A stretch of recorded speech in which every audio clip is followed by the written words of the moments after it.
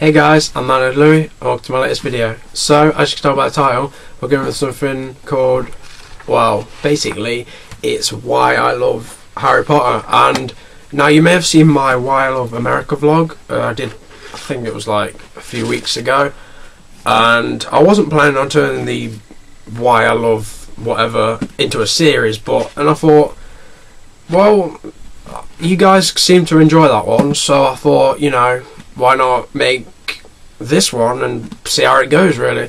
So today I'm going to be talking about the most loved book series in probably the world, Harry Potter. And I've got the Goblet of Fire here, which I'm currently reading because I've started reading them because I've had all the books for like years, but I've never really read them all the way through. So I thought, why not over this summer just read them? And yeah, I'm on this one, and I started like a few weeks ago with the first one, and yeah, I'm really enjoying it. In my opinion, the books are better than the films, but the films are still like amazing. Some of the best films that have ever been made. The thing I really love about Harry Potter is, especially in the books, it's very emotionally provoking, I guess you could say. Like, it makes the reader feel how the characters are feeling, and it affects you. Like, say, I'm going to go out on, I'm going to say that I'm 99% sure that everyone that's seen Harry Potter and the Deathly Hallows Part 1 was hurt by Dobby's death.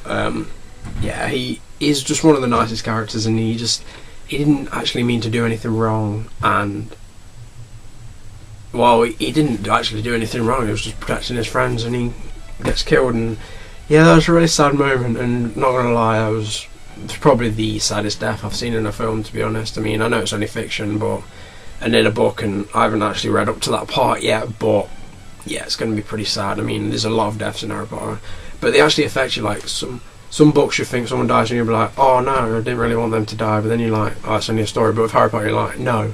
Don't even talk. Like, if anyone mentions Dobby, I'm just like, no, just stop. Don't even mention Dobby in Deathly Hallows Part 1, because I just can't. It's just so bad.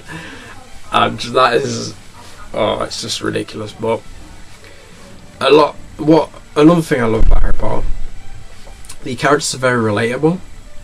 Such as Harry, he has the troubled family background. Obviously, not everyone has a troubled family background, but some do. Harry, I mean, his parents were murdered by Voldemort, and he's brought up by his aunt and uncle who are complete douchebags, to be honest. And yeah, I mean, there's a character in Harry Potter that everyone can relate to. With Ron, he's got the poor family with a lot of children and a lot of brothers and sisters. Well, a lot of brothers and one sister. Then you've got Hermione, who's the sort of, I guess, nerdy person. Like, in the first two films, well, certainly in the first one, Harry and Ron don't actually mean to be friends with her, but she kind of grows on them. Whereas at first they just think she's the stuck-up, know-it-all girl that just is top of the class. But she's more than that. She's obviously a great friend, amazing witch, brilliant. Basically brilliant, and she's just like, it's that sort of thing where she doesn't start off that popular with sort of, I guess, people, and then, but I don't know how to explain. I mean, obviously Emma Watson's pretty fit, but you can only really say that after, like, I say Goblet of Fire. But yeah, Hermione's really great, and yeah, I mean, I love Harry, Ron, and Hermione. They're like the best. I mean, to be honest, I love every single character in Harry Potter. Another relatable character is Neville Longbottom, because he's underestimated, and he gets trolled so much throughout I'd say first couple of films. In fact, he gets trolled in every single film, let's be honest, apart from in the last one when he actually becomes basically a beast.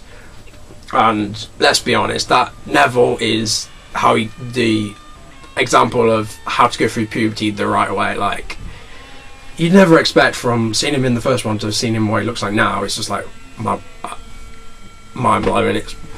But yeah, he's the underestimated person that actually turns out to be an amazing person and essentially the hero, really.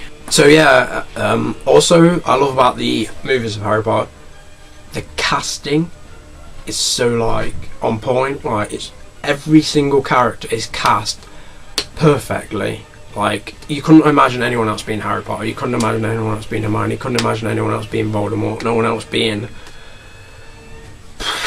Neville. You couldn't imagine anyone else being those characters, and that's what's good about them, because it's not just like a film where they could have cast anyone because no one really like cares about. I mean, I'm trying to look around at film, I'm trying to think of films they've just got random characters that could have basically been. I mean, there's quite a lot. I mean, I don't know, it's difficult, but I can't really think of any. But alright, I'd say Rise of the Planet of the Apes, the character of the main guy who James Franco plays, anyone could have played that guy. It doesn't matter, no one cares. But in Harry Potter, it's like you can't imagine anyone else being Hagrid, Dumbledore, anyone, Molly Weasley. Pick anyone off the top of your head. You can't imagine anyone being anyone else. Apart from like the random extras that are just in the background, but still, like if I was one of them extras, I would have been like over the moon to be even on screen for a second, to be honest. And the final thing that is probably the best part of Harry Potter, certainly in the films and in the books, Quidditch. Like this is a sport that I wish I could play. Like if it was real, like fully real. Like I know, so you can do it like universities and like they have societies and they have little like they basically dress up, and I think someone dressed up as the Golden Snitch, maybe. Yeah, people dress up as the Golden Snitch, and the other players, well, the Seekers, have to run around and rugby tackle them. And yeah, that sounds hilarious. But I mean, like, I wish the full version of Quidditch was real. Like, you go on a broom, you fly around, the snitch is a tiny little ball, which you have to catch, well, if you're a Seeker. And it just looks so much fun. And I just wish that was real. Like, if it was real, it would be better than football. Like, football's my favourite sport, but if Quidditch was real, Quidditch would be my favourite sport. Still like football, but I'd prefer Quidditch. Just because it's, I don't know, the best parts in the films for me are always the Quidditch matches, and it's such a shame that they never put the Quidditch World Cup final in the Goblet of Fire. I mean, it was just like the biggest cock tease. It was like, let the Quidditch World Cup final begin, and then it just cuts and you don't get to see any of it. You just find out that Ireland win. It doesn't even tell you the details, but basically what happens is Ireland win by 10 points because Victor Krum from Bulgaria catches the snitch, but Ireland still win because they just beat them. But yeah, if you didn't know that, there's a little fact for you if you haven't read the books. I do recommend, if you haven't read the books, I recommend that you do read them. They are long, but they're so worth it. If you haven't seen the films, for a start, what have you been doing with your life? And two, you need to get on watching them now. So they're the reasons why I love Harry Potter. Let me know down in the comments what your views on Harry Potter are, and if you've read the books, if you watched the films, if you haven't done either, let me know what your opinions are on it. Leave a like, it always helps me out. Subscribe if you enjoy my content, and I'll see you next time.